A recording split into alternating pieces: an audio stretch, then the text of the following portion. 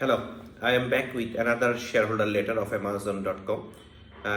এইবার 2000 সালের shareholder letter এবং এই লেটারটা বেশ সিগনিফিকেন্ট বিকজ এই বছরে .com বাবলটা বার্স্ট করেছিল। So most of the internet based companies যাদের শেয়ার প্রাইস অনেক পড়ে যায়। সো 2000 সালের শেষে যখন 2001 সালে এই শেয়ারহোল্ডার লেটারটি আসে তখন এই লেটারটি শুরু করেছিলেন এইভাবে যে ouch, it's been brutal year for many in the capital markets and certainly for Amazon.com shareholders. So এই লেটারটার টাইটেল ছিল টেকিং দ্য লং ভিউ এবং উনি স্টার্ট করেন এই বলে যে আমাদের শেয়ার প্রাইস লাস্ট যখন আমি শেয়ার হোল্ডার লেটারটা শেয়ার করেছিলাম গত বছর তখন থেকে 80% ফল করেছে, 80% তাদের শেয়ার দর কমে গিয়েছে। সো উনি বলেন যে এই যে গত বছর সবাই সাফার করেছে ক্যাপিটাল মার্কেটে এবং আমাদের শেয়ার হোল্ডাররা অনেক বেশি সাফার করে, তাদের শেয়ার প্রাইস 80% কমে যায়, কিন্তু Amazon.com is in a much stronger position now than in any time in the past. So উনি বলেন যে we serve 20 million customers in 2000, যেটা 1999 সাল থেকে অনেক বেশি। 1999 সালে 14 মিলিয়ন ছিল, যেটা 2000 সালে শেষে 20 মিলিয়ন হয়। সেলস ফিগারটা গ্রো করে 2.76 বিলিয়নে যায়, যেটা 1999 সালে শেষে 1.64 বিলিয়ন ছিল, এবং প্রোফর্মা অপারেটিং লস যেটা সেটা শ্রিঙ্ক করে 6% অফ সেলসে নেমে আসে। Q4 2000 সেলসের 6%, যেটা Q4 1999 এর সেলসের 26% ছিল। অলসো উনি বলেন যে আমাদের কাস্টমারদের যে এভারেজ স্পেন্ডিং 2000 সালে এটা পার কাস্টমার $134 করে তারা স্পেন্ড করেছে, যেটা গত বছরের থেকে 19% বেশি। আমাদের গ্রস প্রফিট গ্রো করেছে 656 মিলিয়নে গিয়েছে from 291 million, which is 125% increase.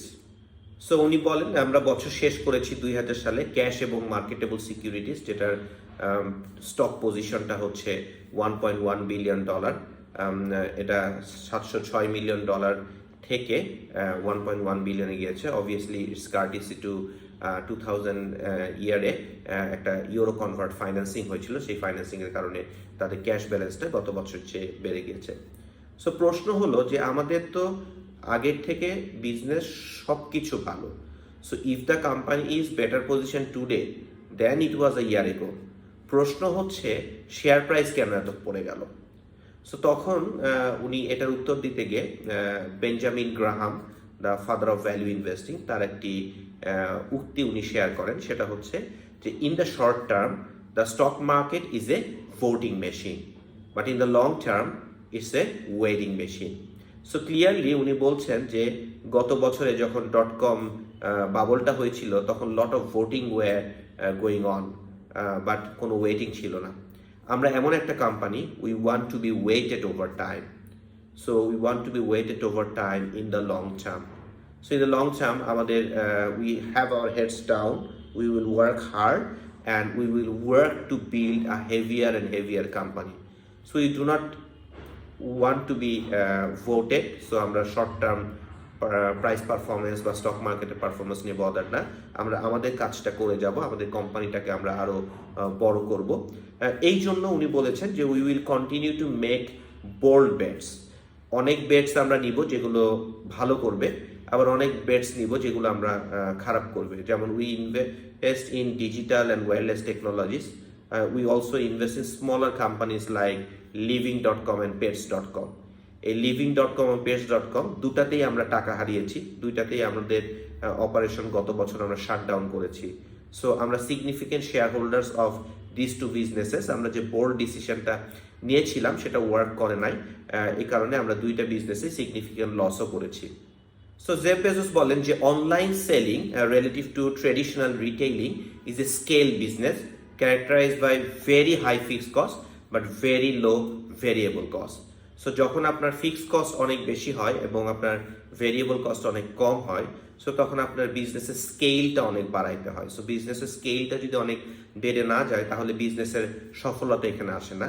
যে কারণে উনি বলেন this makes it very difficult for a medium size e commerce company. একটা medium size e commerce company এখানে সার্ভাইভ করতে পারবে না, এখানে আমাদের স্কেল বাড়াতে হবে, এই কারণে আমাদের বোল্ড ডিসিশন নিতে হবে। সো আলটিমেটলি উনি বলেন যে alternative investing more of our own capital in this companies to keep them afloat, যে আমরা একটা কাজ করতে পারি যে কোম্পানিটা হয়তো কাজ করছে না, সেক্ষেত্রে আমরা আমাদের ওন ক্যাপিটাল দিয়ে তাদেরকে বাঁচিয়ে রাখার চেষ্টা করতে পারি। কিন্তু আমরা যদি দেখি যে এখানে কোনো হোপ নাই, তাহলে আমরা এই যে pets.com বা living.com এ বোল্ড বেট নেওয়ার পরেও আমরা দেখছি যে এখানে আমার লস হচ্ছে, so we will cut our loss short.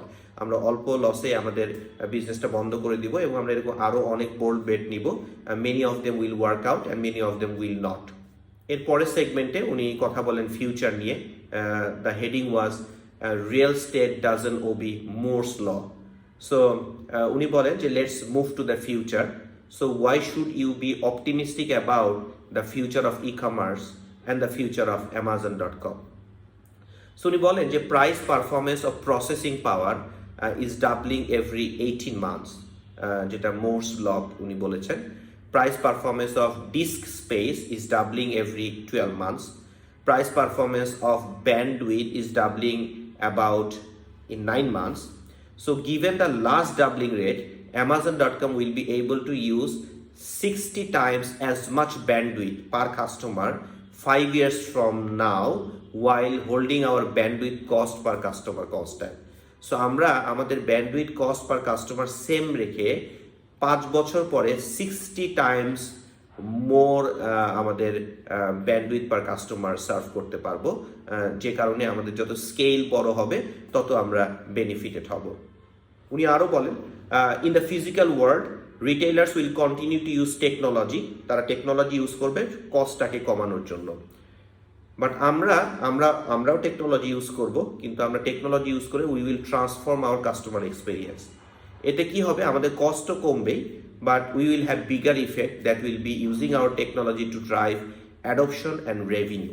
So আমরা কাস্টমার অ্যাডপ্ট করবো, আমাদের রেভিনিউ জেনারেট করবো, আমাদের কাস্টমারদের গ্রোথ আমরা বাড়াবো টেকনোলজি ইউজ করে। নট নেসেসারিলি যে আমরা কস্ট কমাবো, কস্ট তো কমবেই, বাট আমরা আমাদের কাস্টমার অ্যাডপশনেও সময় ব্যয় করবো।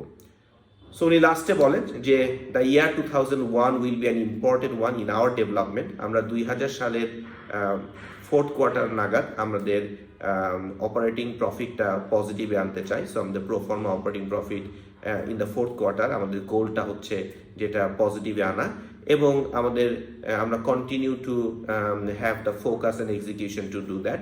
এবং লাইক অল শেয়ারহোল্ডার লেটার্স উনি শেষ করেন এই বলে যে we at Amazon.com remain grateful to our customers for their business and trust, এবং উনি সবাইকে ধন্যবাদ দিয়ে লেটারটি শেষ করেন।